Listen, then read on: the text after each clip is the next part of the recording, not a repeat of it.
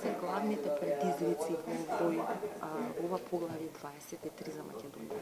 Кои се најголемите проблеми со кои се случува?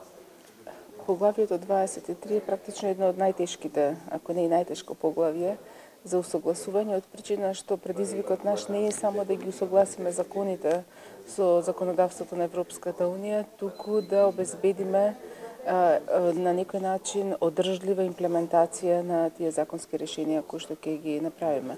Тука опфатени се реформите кои што ќе одат во судството, кои што се навистина комплексен сет на реформи кои што опфаќаат не само судовите, туку јавното обвинителство, начинот на управување со предмети, одговорност на суди и обвинители, судскиот совет, совет на јавни обвинители и сето тоа во функција на градење на ефикасни институции кои што потоа ќе бидат способни да ги заштитуваат човековите права. Делот на борба против корупцијата исто така влегува во сферата која што е во поглавјето 23. Ние почнавме веќе со измени на Законот за спречување на корупција, секако ќе следи избор на Државната комисија за спречување на корупција, а потоа ќе ги очекуваме и првите резултати од нејзината работа. Поглавјето е поврзано делот на правда и делот на внатрешни работи, така што туку имаме комплементарност во активностите кои што ќе ги правиме.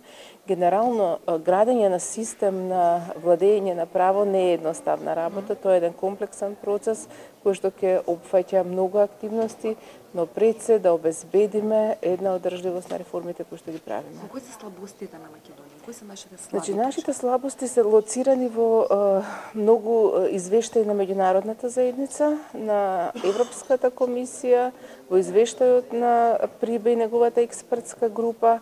Имаме слабости кои што се лоцирани во законската рамка, во мислење на Венецијанската комисија и тие буквално се однесуваат на различните области, значи од делот на тоа како се остваруваат постапките за дисциплинска одговорност и разрешување на суди, значи како изгледаат тие постапки во судскиот совет, во советот на јавни обвинители, какви се капацитетите на нашите институции во борбата со криминалот и корупцијата. Значи различни аспекти во оваа област имаме кои што се навистина предизвик пред нас и мислам дека немаме сомневање дека ние имаме политичка волја да влеземе, но и ќе бараме поддршка од сите фактори, не само од владата, туку и сите институции во Република Македонија за успешно да го изодиме тој пат. Еден од проблемите со судскиот совет го спомнавте, пред неколку дена излезе во медиумите информацијата дека 4 судии кои што се присутни во бомбите се уште судат. Очигледно никој не е презема одговорност. Судскиот совет вели дека не знае зашто се работи, не е работа на што ќе прави, мислам, тоа е политичко прашање кое што е важно за Македонија. Што правиме? Значи, несомнено е дека сите институции мора да покажат капацитет да ги спроведуваат законските прописи кои што постојат. Министерството за правда може да помогне во делот на ако има некои недоречености, непрецизности, проблеми во законската рамка, да помогнеме да се воспостават јасни критериуми за разрешување на суди или председатели на судови, но не може да ја превземе улогата и не смее да ја превземе улогата на судскиот совет. Значи, нашата порака до сите институции, вклучувајќи го и судскиот совет, е дека сме спремни да ги обезбедиме сите капацитети, сите можности кои што се на располагање на извршната власт, да можат овие институции да си ги вршат своите овластувања, но никако не смееме да се мешаме во нивната работа. Значи, ако добро разберам, главниот проблем во Македонија е капацитетот, имплементацијата, повеќе од колку рамката законска? Има работа и во профилирањето на законската рамка. Значи, ние имаме сериозни извештаи кои што укажуваат дека имаме проблеми во законската рамка. Значи, ние не смееме да одиме само на еден колосек. Во овој случај ќе мора да работиме паралелно на подобрување на рамката, но и на градење институции кои што ќе бидат капацитетни да ја спроведуваат таа легислатива. Дали ќе се зголемува капацитетот овде на дипломатското представништво во текот на овие преговори? Дали има доволно капацитет за овие преговори? Значи, тоа е веројатно прашање што треба во Министерството за надворешни работи да го одговорат, но ние исто така размислуваме како Министерство за правда за испраќање на наш представник кој што ќе биде присутен во мисијата во Брисел со цел да може да имаме директен контакт во сферата во која што ние работиме.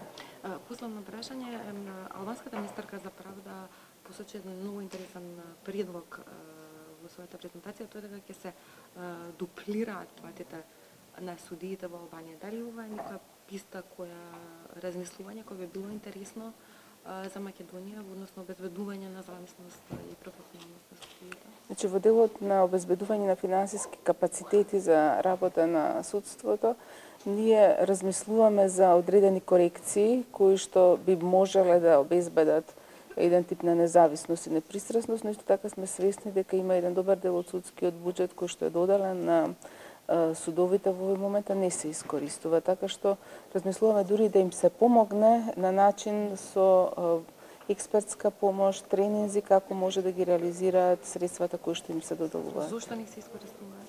Јас тој одговор во моментов го немам, од причина што тоа е самостојно управување со средствата од страна на судскиот совет, односно судскиот буџетски совет, така што во тој дел на вистина кога дојдов во Министерството за правда бев изненадена дека имаме еден добар дел од средства кои што едноставно не се реализираат. Уште едно прашање околу говорот на омраза.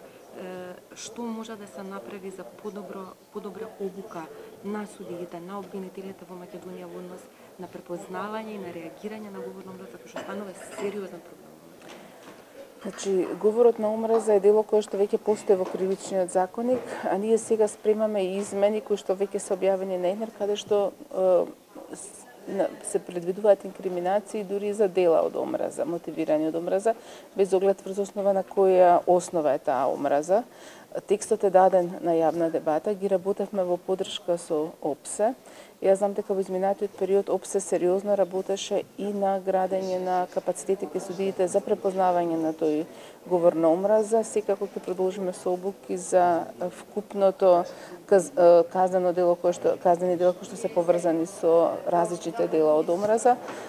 Сметам дека во Македонија почнува да се јавува свест и да веќе јавноста ги препознава. Сега ни е потребно институциите да реагираат на елементите кои што се јавуваат каде што има говор на омраза или пак ќе бидат дела од омраза.